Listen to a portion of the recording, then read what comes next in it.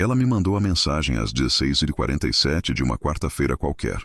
Eu estava sentado na varanda, tomando meu café morno, como faço todos os dias desde que me aposentei da Polícia Civil. A luz da tarde caía sobre o quintal. O cachorro dormia de barriga para cima na sombra. E eu me sentia em paz, pelo menos até o celular vibrar.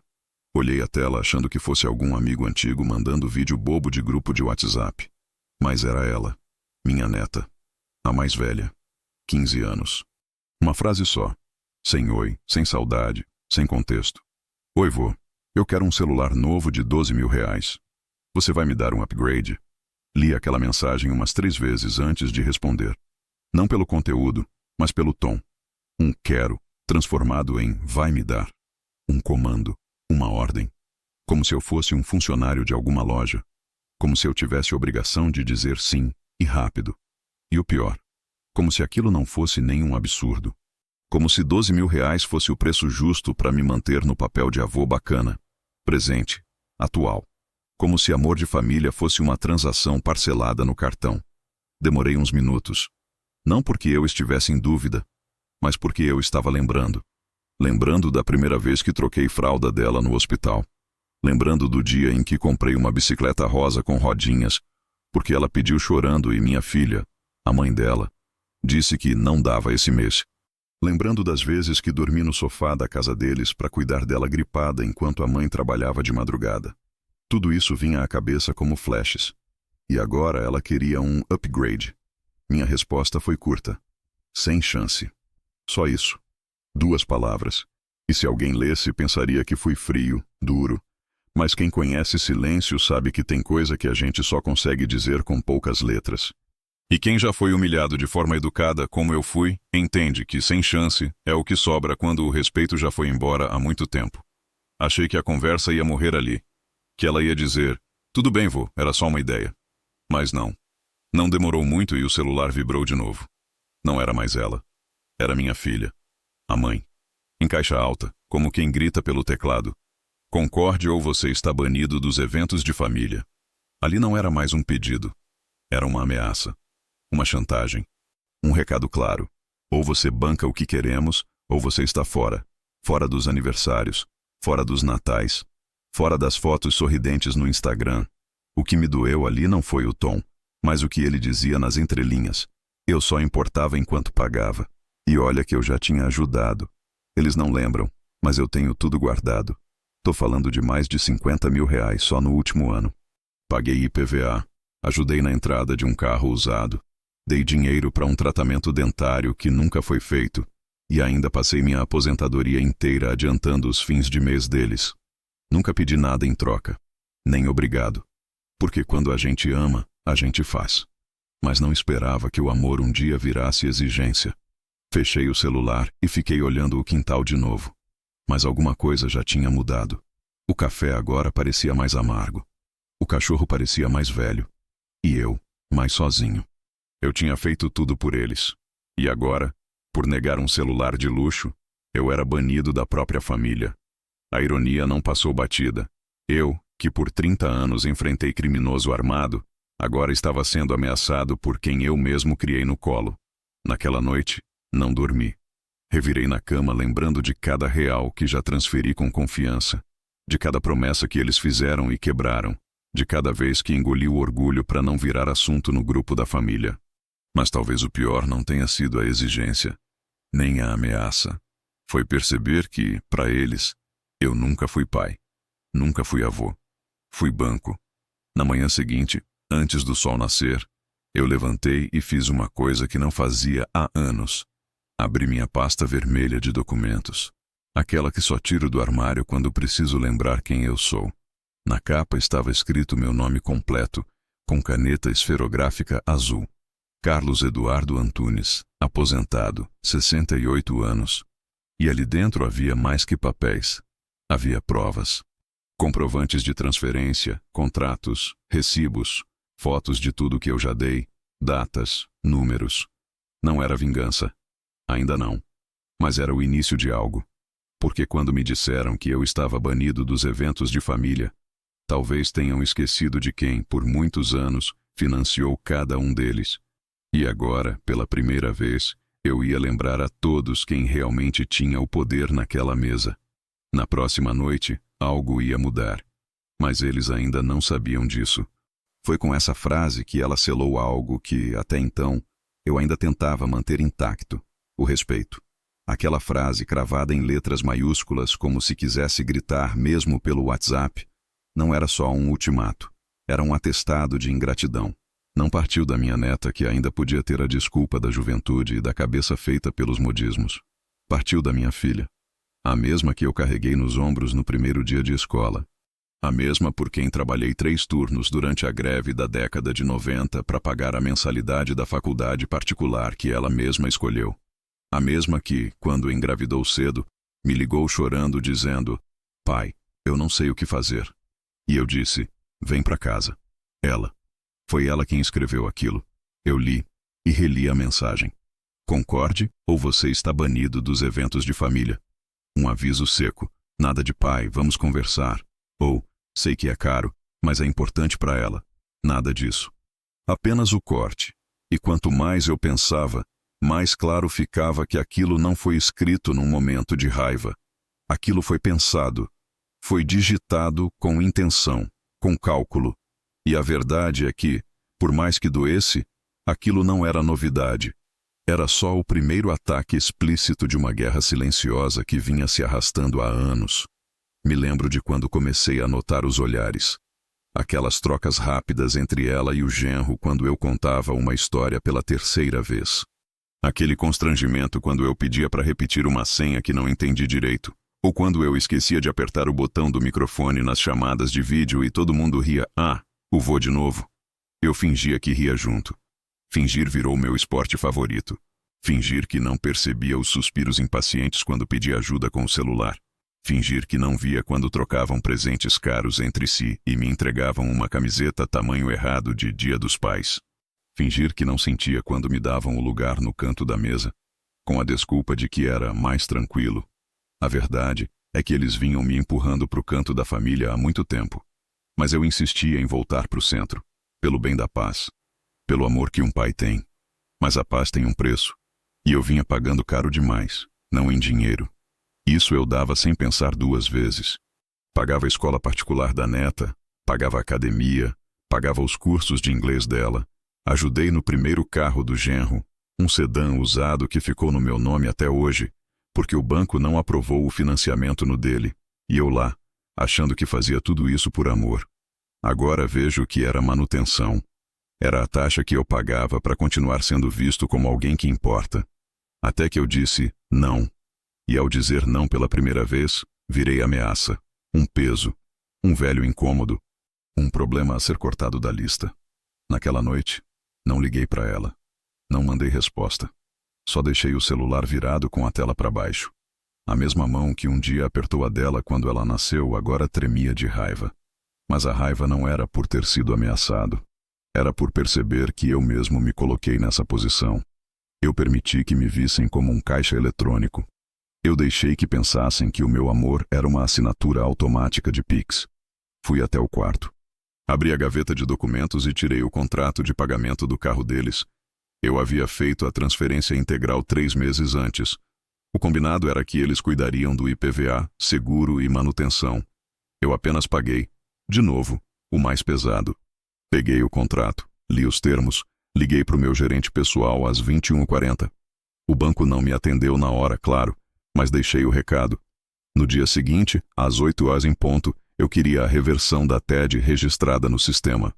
Porque uma coisa pouca gente sabe: quando o pagamento é feito para algo com contrato em nome do pagador, ou seja, eu, e não há registro formal de doação, a reversão, se pedida no tempo certo, é possível. E eu ia fazer isso, não para humilhar, mas para dizer: chega. Naquela madrugada, sentei na sala escura e fiquei olhando para o porta-retratos em cima do móvel. Uma foto antiga. Ela, ainda criança, me abraçando com o diploma debaixo do braço. Naquela época, ela dizia que eu era seu herói. Que quando crescesse queria cuidar de mim igual eu cuidei dela. Pois bem, cresceu. E virou alguém que me ameaçou por causa de um celular de R$12.000. A humilhação daquela noite não foi só virtual, foi ancestral. Foi como se apagassem tudo que construí em silêncio. Meus 38 anos de trabalho na polícia, meus plantões em feriados, meu joelho machucado numa operação, meu orgulho por ter colocado comida na mesa todo dia, mesmo com a inflação comendo metade do salário. Eles não viam nada disso. Porque estavam ocupados demais escolhendo entre o iPhone novo e o antigo. Na manhã seguinte, às 7h22, o celular vibrou. Era ela, a filha, ligando. Depois outra ligação. Depois uma mensagem. Pai, por favor, me atende. Em seguida, uma segunda mensagem. Você cancelou o pagamento do carro? Mais uma. Precisamos conversar. A maré estava virando, mas eu ainda não estava pronto para responder. E o que viria depois ia mostrar que eles também não estavam prontos para lidar com quem eu ainda era. A campainha tocou às 9h18. Eu já sabia que seriam eles. Não porque tivessem anunciado a visita, mas porque o desespero tem um tipo de pontualidade que a conveniência nunca tem. Olhei pelo olho mágico e vi minha filha, de moletom e rosto inchado de quem não dormiu, segurando o celular na mão como quem carrega uma desculpa pronta. Ao lado, o genro, com a mesma expressão de quem prefere estar em qualquer outro lugar. Eu não abri. Voltei para a poltrona, peguei minha caneca de café e aumentei o volume da TV. Era um episódio velho de Linha Direta. Irônico. Pessoas que tomam decisões erradas e acabam pagando caro por elas. Depois de 5 toques e um "pai, por favor", dito do outro lado da porta, ouvi os passos indo embora. Não deviam ter vindo sem avisar. Não depois do que fizeram. Não depois da mensagem que recebi da minha neta. Não depois do ultimato. Eu precisava de silêncio. Não para fugir, mas para escutar a única pessoa que eles nunca ouvem. Eu mesmo. Naquele dia, o telefone tocou 12 vezes. Mensagens? 36. Algumas educadas, outras confusas, outras, as piores, carregadas de um tom que parecia arrependimento. Mas era só medo. Medo do que aconteceria agora que o velho parou de dizer amém. Agora que o banco deles, emocional e financeiro, entrou em greve. Eu lia cada mensagem com a frieza de quem já acreditou demais. Não deletei nenhuma. Salvei tudo. Porque o mesmo silêncio que eles interpretavam como fraqueza era agora minha maior força. Às 13h45, sentei à mesa com meu caderno de capa preta. Nele, anoto tudo desde 2007. Um hábito antigo, herdado do meu pai, que dizia: memória falha, papel não. Ali estavam registros de cada transferência, cada presente caro, cada ajuda oferecida. Escrevi uma linha nova. Hoje, pela primeira vez, minha filha tentou reverter o desprezo com um toque na campainha. Mas esqueceu que há portas que se trancam por dentro. E não é com flores que se abrem de novo. O silêncio não era um castigo. Era um espaço, um intervalo. Uma chance deles entenderem que eu sou mais do que o saldo da conta, ou o homem que paga os jantares de aniversário.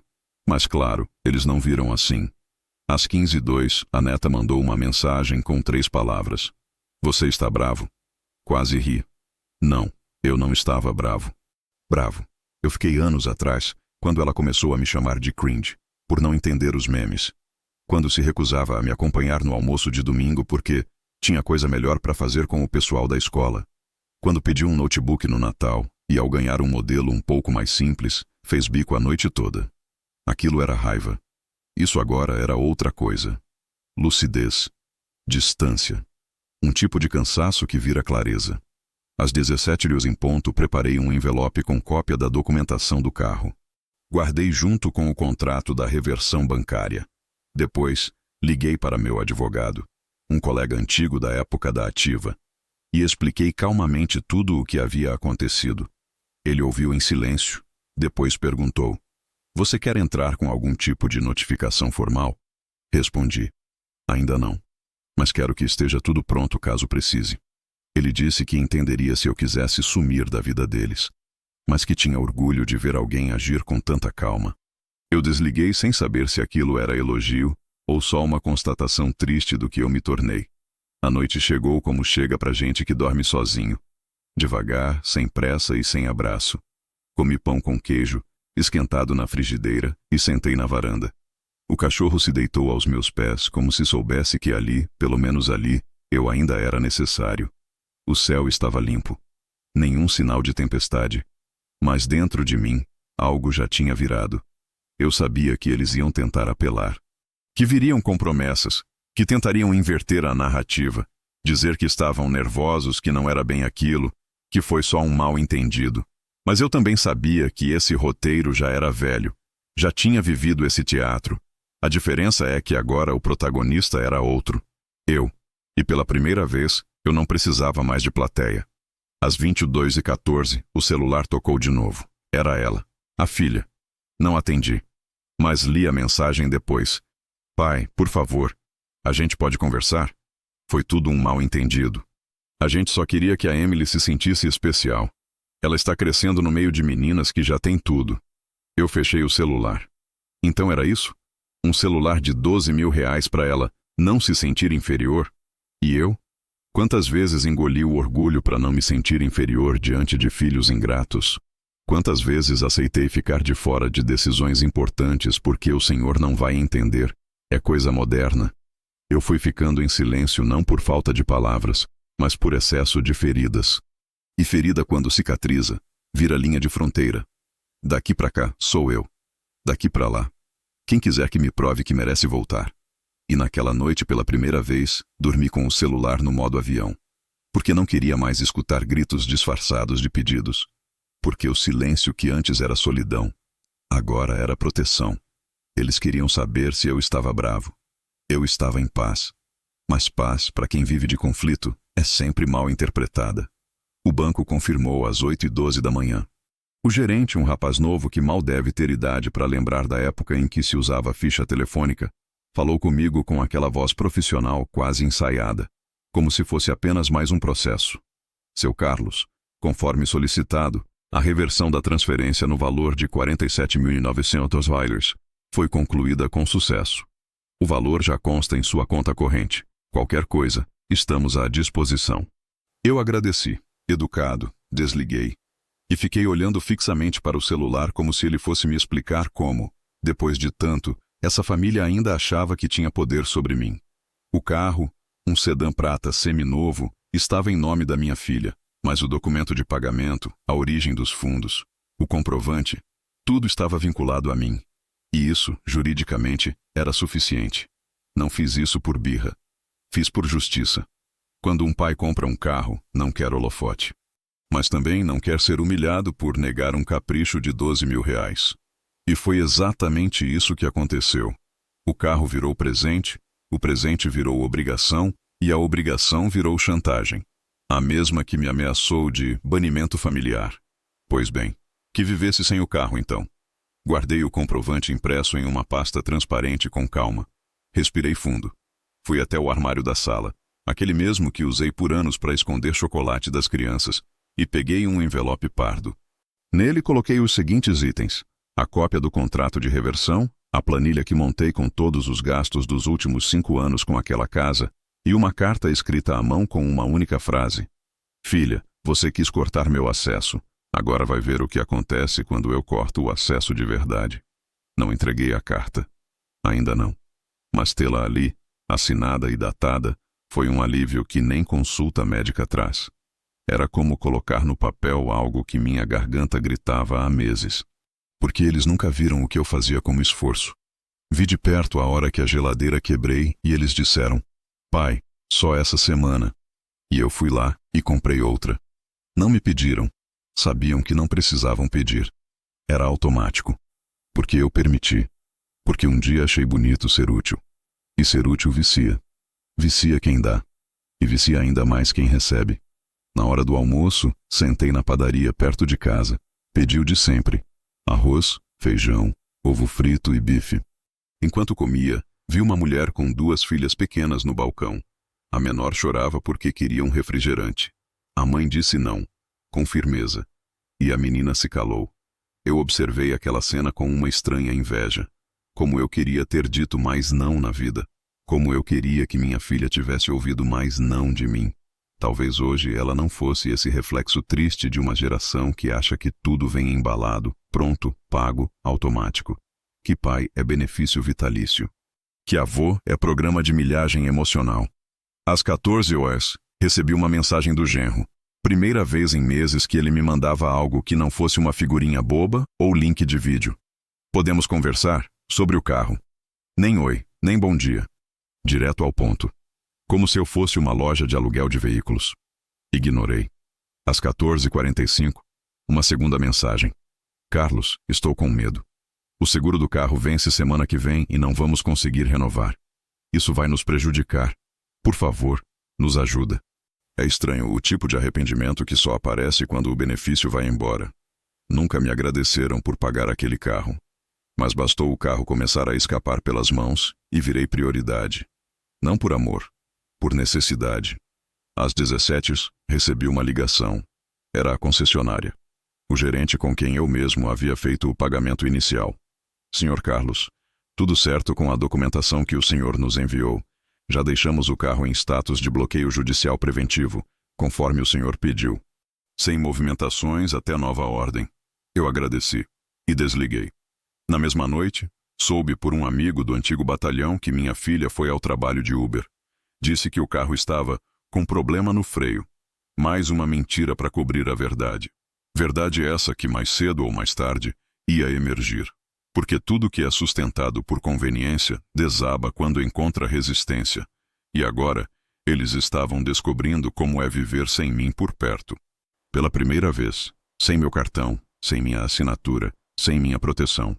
E mais importante, sem minha presença passiva, aquela que eles sempre confundiram com fraqueza. Mas talvez o que eles ainda não soubessem, e que em breve aprenderiam, é que quando um homem para de mendigar amor da própria família, ele começa a cuidar de si com uma força que assusta. E isso era só o começo. Não era a primeira noite em que eu ficava acordado até o sol ameaçar nascer. Mas era a primeira vez que eu fazia isso sem tristeza. Antes, eu virava a madrugada tentando entender onde tinha errado, em que momento perdi minha filha, quando deixei de ser exemplo e virei reserva bancária. Mas naquela noite, não havia lamento. Havia foco, clareza, uma mesa coberta por papéis, comprovantes de transferência, prints de mensagens antigas e um caderno aberto na página onde, anos atrás, eu tinha escrito: Janeiro, ajuda para a cirurgia dentária da Júlia, 3.200, quitado à vista. Júlia era a mesma neta que agora queria um celular de 12 mil reais como se fosse um presente de Páscoa. O som do relógio de parede era o único que quebrava o silêncio. Tic-tac. Um compasso quase irônico, como se me lembrasse de que, até mesmo o tempo, quando mal aproveitado, cobra caro. E eu, naquele momento, revia os últimos 15 anos de doação incondicional. Cada folha era uma parte da minha história, da história deles. E nenhuma daquelas páginas carregava a palavra obrigado. Lembrei da festa de 15 anos da Júlia. Salão alugado, vestido sob medida, DJ contratado, 18 mil reais em gastos. Todos tiraram fotos sorrindo, me abraçaram na frente dos outros e disseram que nunca esqueceriam aquele dia. 2 meses depois, pediram mais 800 ares emprestado para pagar o cursinho dela. Nunca devolveram. Nunca mencionaram de novo. Eu também não. Porque o silêncio, naquela época, ainda era minha forma de amar. Agora, virou minha forma de sobreviver. Revirei mais papéis. O financiamento parcial do primeiro carro do genro. As mensalidades escolares atrasadas que eu banquei sem eles saberem que fui eu. Recebi uma ligação da escola, achei que fosse trote, mas era real. A conta de energia atrasada por 2 meses, que paguei diretamente no aplicativo. Tudo isso por quê? Porque ser pai para mim nunca foi só um papel. Foi missão, juramento. Mas e quando o juramento vira prisão? Às 13h20 da manhã, fui até a cozinha, preparei um café ralo e voltei para a mesa. E então encontrei um envelope mais antigo, meio amassado. Dentro, havia um cartão escrito à mão, da Júlia, quando ela tinha uns 9 anos. Nele estava escrito: Vovô, você é meu herói. Se eu pudesse, te dava um castelo. Era azul, com corações tortos desenhados de canetinha. Sorri. Mas o sorriso não durou. Porque a Júlia que escreveu aquilo agora era a mesma que achava que eu devia lhe dar um upgrade de celular. Não porque ela precisasse, mas porque as amigas têm. Ali percebi a tragédia em câmera lenta que havia permitido. Criei filhos e netos que confundem amor com benefício. que aprenderam a pedir, mas nunca a agradecer, que acreditaram por repetição que meu amor vinha em parcelas e que bastava chorar mais alto para ganhar mais. Mas o choro deles naquele momento não me comovia, porque havia algo mais alto: minha exaustão. Às 4h04, sentei na varanda com uma manta nos ombros. O céu começava a clarear no horizonte. O cachorro, velho companheiro de guerra, veio deitar ao meu lado. Apoiei o caderno no colo e escrevi: cansei de amar por depósito, de ser presença apenas enquanto útil. Hoje devolvo à vida aquilo que ela me ensinou. Quem não aprende o valor de um não, jamais saberá o valor de um sim. Fechei o caderno, voltei para dentro, recolhi todos os papéis, classifiquei por datas, fiz pastas separadas. Uma para o advogado, uma para o contador, uma para mim, e outra, só com memórias. Porque não importa o quanto doa, eu ainda sou um homem que sente, que lembra, que um dia acreditou que família era eterno e que agora entende. Eterno é só aquilo que a gente não vende. Naquela noite, pela primeira vez, eu senti que estava construindo uma muralha. Não de raiva, mas de proteção. Um limite. Uma linha. Porque me ameaçaram de banimento. E agora entenderiam como é ser verdadeiramente apagado da fonte que os sustentava. Quando o sol enfim subiu, recebi mais uma mensagem da minha filha. Pai, precisamos conversar. Não é justo o que você fez. Eu li e guardei. Não respondi, porque conversar, para mim, não era mais dar chance de explicação. Era dar munição a quem só me procurava quando estava em crise. E eu estava cansado de ser socorro de emergência para incêndio que eles mesmos atearam. O celular vibrava sem parar. Não era mais um toque espaçado aqui, outro ali. Era enxurrada. Mensagem sobre mensagem. Chamadas perdidas. Vozes que eu conhecia demais gravadas em áudios curtos e ansiosos. Às 7h22 da manhã de uma sexta-feira, depois da madrugada em claro reorganizando documentos e memórias, foi como se o mundo deles tivesse desabado. E só então eles se lembraram que eu existia. A filha que me ameaçou de banimento familiar agora me implorava para que eu ligasse de volta. A neta, que achava que um celular era um direito e não um luxo, mandava emojis chorando, como se isso fosse linguagem válida para um homem que cresceu ouvindo sirenes, não gritos digitais. Li todas as mensagens. Nenhuma delas continha as palavras que realmente importavam. Nenhum sinto muito, nenhum fui longe demais, nenhum obrigado por tudo que já fez. Era só desespero. Pai, precisamos conversar. A gente não sabia que podia ser revertido. Não foi por mal. Você não precisava fazer isso. Uma tentativa atrás da outra de reverter o irreversível. Mas dessa vez, não era o dinheiro que eu queria de volta. Era o respeito. E isso, eles já tinham gasto há anos. Às 7h32, recebi um áudio do genro. Não costumo escutar áudios logo cedo, mas apertei o play. A voz dele estava mais baixa do que o normal, quase quebrada. Seu Carlos, a gente não consegue sair com o carro. O seguro foi bloqueado. O nome da sua filha já está negativado no Serasa. Eu sei que o senhor está magoado, mas pensa na Júlia. Pensa na Emily. A gente está desesperado. Pensei, sim. Pensei em cada uma delas. Pensei no que era crescer num mundo onde o avô não é lembrado como alguém com história, mas como alguém com limite de crédito. Pensei no que seria dessa família se tudo o que fizessem fosse medido pela capacidade de dar retorno. Pensei. E fechei o áudio sem responder. O silêncio, mais uma vez, era o único idioma que ainda me respeitava. A neta mandou uma mensagem logo em seguida. Vô, se eu te pedir desculpa, você volta a falar com a gente? Como se desculpa fosse um comando mágico. Como se não fosse tarde. Como se tudo que eu tinha feito, e tudo que tinham feito comigo, coubesse numa frase de 7 palavras e um emoji de carinha triste no final. Mas não era arrependimento. Era medo. E medo não reconstrói ponte. No máximo, tenta atravessar o que já ruiu. Às 8h, fiz algo que não fazia há meses. Fui caminhar no parque do bairro. Peguei o boné, deixei o celular em casa e saí em silêncio, com o vento da manhã batendo no rosto e o som abafado dos carros ao longe. Cada passo era como um lembrete de que eu ainda tinha controle sobre minha vida, que eu ainda podia decidir aonde ir, com quem falar e, principalmente, com quem não falar mais.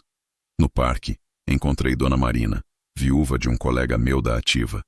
Sentou-se ao meu lado no banco de madeira com o mesmo jeito de sempre, ajeitando a bolsa no colo. Tá tudo bem, Carlos? Ela perguntou. Olhei para frente, vi um casal de idosos caminhando de mãos dadas e respondi com calma. Agora tá. Ela não perguntou mais nada. Apenas ficou ali. A presença de alguém que não exige nada, que só existe ao lado da gente, é um tipo raro de paz. Um tipo que eu não sentia havia anos dentro daquela casa onde investi tanto. Ao voltar para casa, vi 11 chamadas perdidas. 7 da minha filha, 4 do genro. Uma mensagem da Júlia com uma foto dela criança. As 2 bochechas sujas de chocolate e um bilhete antigo escrito à mão. Vô, você é meu melhor amigo. Eu lembrava daquele bilhete. Guardei por anos. Agora ela mandava como prova de que um dia me amou. Mas até o amor envelhece quando é usado como desculpa. E não havia nada que aquela imagem dissesse que os últimos dias já não tivessem apagado. Às 10 em ponto, recebi uma mensagem inesperada. Não era da família. Era do contador que me ajuda há anos. Carlos, recebi seu e-mail. Fizemos as alterações no sistema. A partir de hoje, sua filha está removida da lista de dependentes financeiros. E a procuração vinculada ao CPF dela foi cancelada. Simples assim. Como deve ser. Uma vida inteira colocando os outros em primeiro lugar. E bastou um clique para tirar esse peso. Sentei à mesa, fiz meu café e olhei para o relógio. Às 7h22, eles estavam em pânico. Às 10h, tudo estava resolvido. Porque dessa vez, quem agiu fui eu. Sem escândalo. Sem briga. Sem drama. Com papel. Com assinatura. Com silêncio. Talvez ainda acreditassem que bastava mais uma ligação. Mais um pai. A gente errou. Mais um. Foi sem querer. Mas não sabiam que, quando um homem velho se cansa, ele não explode. Ele esvazia. Ele fecha a porta, apaga a luz e deixa o vazio fazer o que as palavras não conseguiram. E o vazio estava só começando a mostrar seu valor. Foi no domingo à tarde. Eu estava no mercado, escolhendo mamão maduro, uma das poucas coisas que ainda como com gosto desde que a pressão começou a subir, quando ouvi a voz dela. Minha filha. Atrás de mim, no corredor do café, a voz que por tantos anos eu associei à vida familiar, agora soava quase infantil. Pai. Disse isso tão baixo que mal acreditei. Virei com calma. Não por frieza, mas porque meus movimentos, como meus sentimentos, agora eram lentos, pensados, protegidos. Ela estava ali, num vestido simples, sem maquiagem, os olhos inchados e um sorriso nervoso no canto da boca. Tentou parecer casual. A gente veio fazer umas compras e vi que era o senhor. Fingi acreditar que foi coincidência, mesmo sabendo que ela já havia me visto ali outras vezes, sempre no mesmo horário, sempre com as mesmas sacolas. Atrás dela, o genro, com as mãos nos bolsos e a expressão de quem sabia que devia ter ficado no carro. E ao lado, a Júlia, a neta, de moletom, capuz na cabeça e o celular. O antigo, o que não valia 12.000, nas mãos. Nenhuma delas ousou falar. Era como se o peso do que fizeram ainda estivesse no ar, pairando entre os pacotes de arroz e o corredor dos biscoitos. Pai, a gente queria conversar. Ela continuou. Sobre tudo isso, a gente errou. E eu sei que o senhor está magoado, mas... foi um momento. Uma coisa boba. Boba. Ela chamou de coisa boba um ultimato por mensagem. A ameaça de me banir da própria família. A exigência de um celular como se fosse uma fatura vencida. Respondi com um aceno de cabeça. Só isso. Nem para cima, nem para baixo. Um gesto neutro que dizia tudo. Ela entendeu, mas tentou mais uma vez. A Júlia escreveu uma carta. Quer te entregar. Ela tá arrependida. A garota, que até então não tinha olhado para mim, finalmente tirou os olhos da tela. Me encarou com a expressão de quem foi arrastada até ali. De quem está mais incomodada com o constrangimento do que com o peso do erro. Vô. Eu. Ela começou. E parou. Tinha a carta na mão, dobrada, com o nome vovô escrito na frente. Mas não se mexeu. Nenhum passo. Eu também não. Minha filha interveio. Pai, a gente estava errado. Mas também estava com medo. As coisas apertaram. A Júlia sofre pressão na escola. As outras meninas têm tudo. E às vezes a gente se perde, mas a gente te ama. Sempre amou. O te amamos saiu com o mesmo gosto do concorde ou você está banido. Palavras são bonitas, mas não sustentam a alma quando a casa desaba. Eu fiquei ali, olhando os três. Uma filha que tentou me comprar com culpa, um genro que nunca me olhou nos olhos, e uma neta que confundia amor com consumo. Não respondi. Peguei meu mamão, coloquei no carrinho e comecei a andar. Eles me seguiram. Na frente do mercado, perto dos caixas, ela tentou de novo. Pai, posso pelo menos passar na sua casa para a gente conversar direito?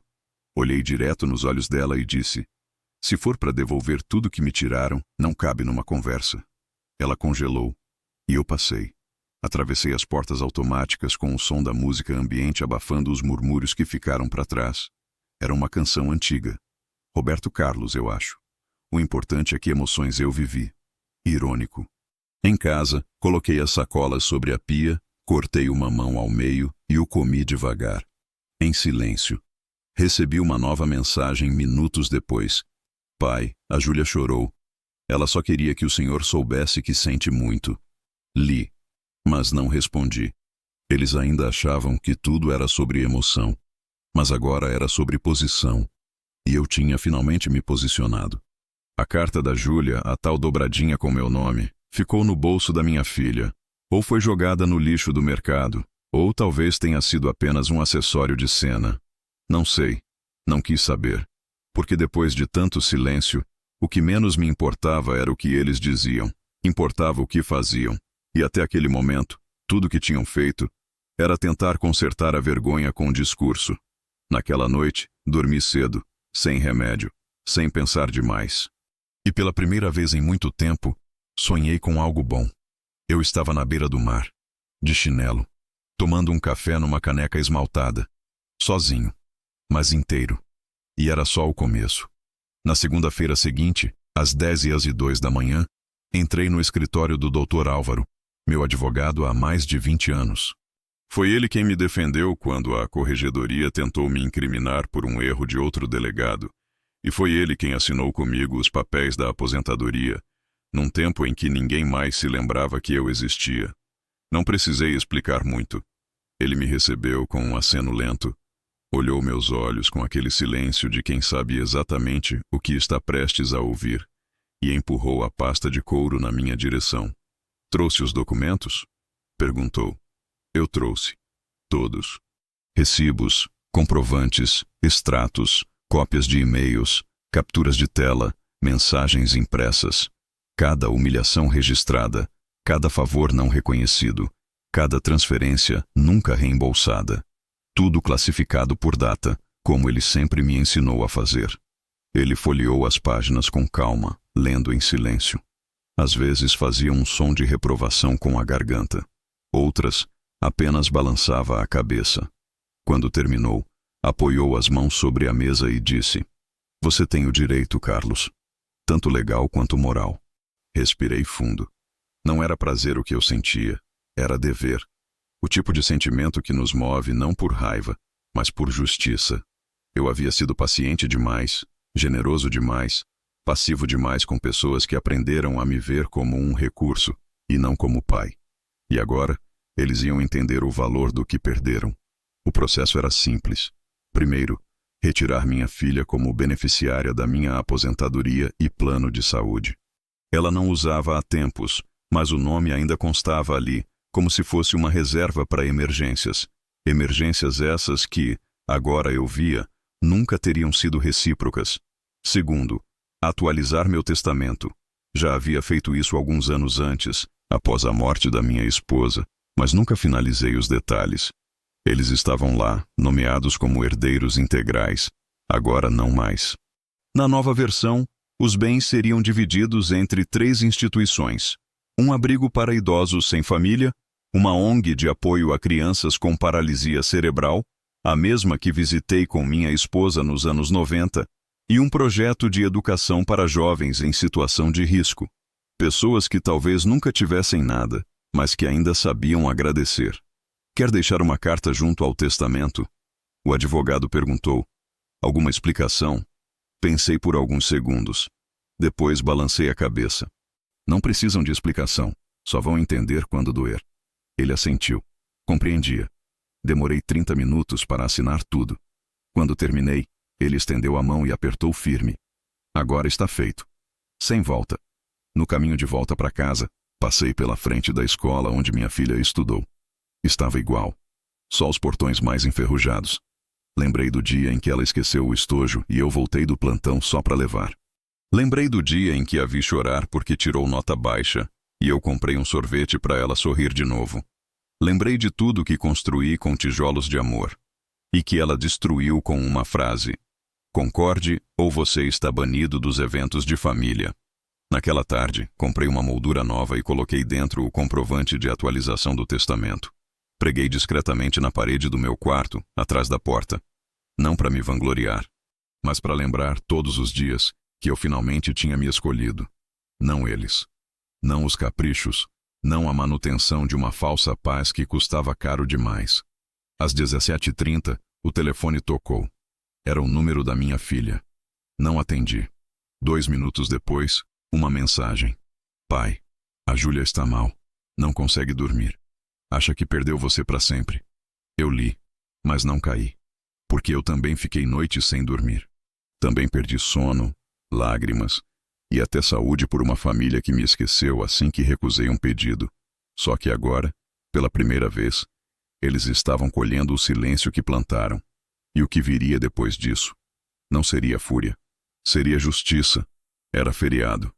Um daqueles domingos em que, tradicionalmente, a casa da minha filha se enchia de vozes, pratos, risadas altas e fotos encenadas para redes sociais. Eu sabia porque era sempre eu quem pagava pelo vinho importado, pelos quilos de carne da churrasqueira e até pela faxineira que ela contratava um dia antes, só para deixar tudo bonito para as visitas. Mas naquele domingo não recebi convite. Nenhuma mensagem, nenhuma ligação. E ainda assim, o silêncio não foi surpresa. Foi resposta. Às 11h45, enquanto a vizinhança já se impregnava do cheiro de alho frito, cebola na manteiga e carne assando, eu preparava meu almoço simples. Arroz, um bife fino e salada de tomate com sal grosso. Na mesa, só uma garrafa de água e meu guardanapo de pano velho, dobrado do jeito que minha esposa fazia antes de partir. Comi devagar, sozinho, sem saudade, porque naquele vazio, finalmente existia dignidade. Liguei a TV. A transmissão ao vivo de um jogo de futebol qualquer enchia o fundo da sala. Mas meu celular continuava mudo. Até que, às 13h08, uma notificação apareceu. Era uma postagem da minha filha. Uma foto da família reunida à mesa, sorrindo. O genro com o avental escrito Rei do Churrasco. A neta sorrindo com um copo de suco nas mãos. E a legenda: gratidão pela família linda que temos. Deus é bom o tempo todo. Fiquei olhando para aquilo como quem observa um quadro pintado com tinta falsa. Não era só a ausência da minha presença física. Era a ausência do meu nome, da minha história, da minha parte naquela mesa. Eu, que construí cada metro daquela casa, que paguei a entrada do carro estacionado na garagem, que banquei os talheres caros sobre a mesa de vidro. Eu, que estava sendo apagado sem barulho. E ainda assim, não me doeu. Porque naquele instante percebi algo ainda mais forte do que a rejeição. A liberdade. Eles haviam me ameaçado com exclusão. Você está banido dos eventos de família. Ela escreveu. E agora, cumpriam a promessa. Mas não entenderam que, ao me excluir, me libertaram. A mesa estava posta, sim, mas o peso era outro. Porque mesmo com a carne no ponto e os sorrisos treinados, ali faltava a única coisa que dinheiro não compra: base. Não comentei a foto. Não mandei indireta. Não publiquei desabafo. Apenas fechei o celular e peguei o livro que estava na poltrona. Um romance policial antigo, daqueles que você já leu 3 vezes, mas ainda encontra surpresa. Como a vida. Como a família. Como a traição. Às vezes, o enredo parece familiar. Até que alguém vira a página e você não reconhece mais os personagens. Às 16h10, recebi uma ligação inesperada. Era o dono do salão onde, todo ano, eu bancava as festas de aniversário da Júlia. Seu Carlos, tudo certo? Passando só para confirmar se a reserva de novembro continua mesmo com tudo que andei ouvindo. Fiquei em silêncio. Ele já tinha ouvido. Claro que tinha. Cidade pequena. Gente com tempo demais para cuidar da vida alheia. Respirei fundo e disse: não, pode cancelar. Não haverá festa esse ano. Ele não perguntou por quê. Apenas respondeu com um compreendido e desejou saúde. Desliguei o telefone e fui até a estante. Peguei uma caixa de papelão onde guardei todos os cartões de Dia dos Pais que recebi da Júlia nos últimos 15 anos. Um por um. Todos com palavras doces. Uma criança dizendo que eu era o melhor do mundo. E ainda assim, tudo aquilo agora parecia carta escrita por alguém que não existe mais. Queimá-los? Rasgá-los? Não. Eu não sou desse tipo. Eu não apago o passado. Eu deixo que ele me ensine. Voltei à cozinha, lavei meu prato, enxuguei com cuidado e guardei. Em silêncio. A diferença é que agora, esse silêncio era meu. Era escolhido. E a mesa deles, por mais cheia que parecesse, carregava um fantasma. Não o de um morto, mas de um vivo que, pela primeira vez, entendeu o próprio valor. Naquela noite fui dormir cedo. Acordei às 3 da manhã sem motivo. Fui até a janela e olhei para a rua deserta. O mundo lá fora dormia. E eu, ali, em pé, no escuro, percebi. Não é que eles deixaram de me amar. É que nunca souberam como se ama alguém que não exige nada. E quando um homem velho aprende isso, ele para de se oferecer e passa a se preservar. Foi numa terça-feira cinzenta, dessas em que nem o céu se decide se chove ou não, que entreguei o último documento que faltava. A escritura. O registro de compra. A assinatura final na imobiliária. O pequeno apartamento térreo de 2 quartos, num condomínio tranquilo, seria meu novo endereço. Longe do centro, longe da filha, longe da neta que agora dizia: sinto sua falta, entre uma postagem e outra com legendas cheias de emojis. Longe de tudo que um dia foi lar e virou cobrança. O lugar não era luxuoso, mas era meu. Sem dívida, sem nome de ninguém além do meu. Um cantinho simples, com uma varanda de frente para o poente e silêncio o bastante para ouvir os próprios pensamentos sem interrupção. E foi ali, no primeiro café da manhã naquele novo espaço, que entendi de vez. Eu não precisava mais lutar para caber em mesas que só me queriam enquanto eu servia. Na mesma semana, cancelei os cartões adicionais da minha conta bancária. Encaminhei e-mails formais ao plano de saúde, removendo dependentes. E deixei claro para o meu advogado: qualquer tentativa de contestação futura deveria ser respondida com provas, e não com palavras. Ele sorriu. É definitivo, então? Eu assinei a papelada e disse: não é vingança, é alívio. Às vezes ainda vinha a lembrança do dia da mensagem. Aquelas palavras frias, brutais. Concorde ou você está banido dos eventos de família. E depois a exigência da neta. Quero um celular de 12 mil reais. Você vai me dar um upgrade. Mas agora essas frases não doíam mais. Soavam distantes. Como vozes num rádio mal sintonizado, vindo de uma vida onde eu aceitava esmolas emocionais só para manter uma cadeira numa mesa que nunca foi realmente minha. Nos dias seguintes, chegaram algumas tentativas tardias. Um convite para um almoço, para conversar. Uma mensagem da Júlia dizendo que estava arrependida por tudo. Um áudio longo do genro tentando parecer vulnerável, tentando me lembrar das coisas boas. Mas quem viveu o suficiente aprende que algumas pontes não se queimam. Elas apodrecem aos poucos. E quando a madeira quebra debaixo dos seus pés, a travessia não vale mais o risco. Na varanda, ao entardecer, comecei a regar as 2 plantas que comprei numa feira da igreja. Uma era alecrim. A outra, ainda não sei. A mulher que me vendeu disse que crescia devagar, mas que resistia ao frio, ao sol, ao abandono. Sorri. Não sabia se ela estava falando da planta ou de mim. O celular tocou de novo. Número conhecido. A tela mostrava o nome da minha filha. Deixei tocar até cair na caixa postal. O tempo do toque já não me disparava o coração. Nem a culpa. Nem aquela velha vontade de ver o que foi. Porque agora eu sabia. Se o motivo da ligação não era respeito, era apenas nova tentativa de negociação emocional. E eu não estava mais à venda. Passei a investir em mim. Fiz um plano de saúde individual. Me matriculei num curso gratuito de pintura a óleo. Descobri que minha mão ainda era firme o bastante para segurar um pincel. E aos poucos, fui pintando pequenos quadros com paisagens que eu nunca visitei, mas que moravam dentro de mim fazia tempo. No quadro mais recente, pintei uma mesa de madeira simples, com uma cadeira vazia virada para o mar. Dei nome à tela. Paz.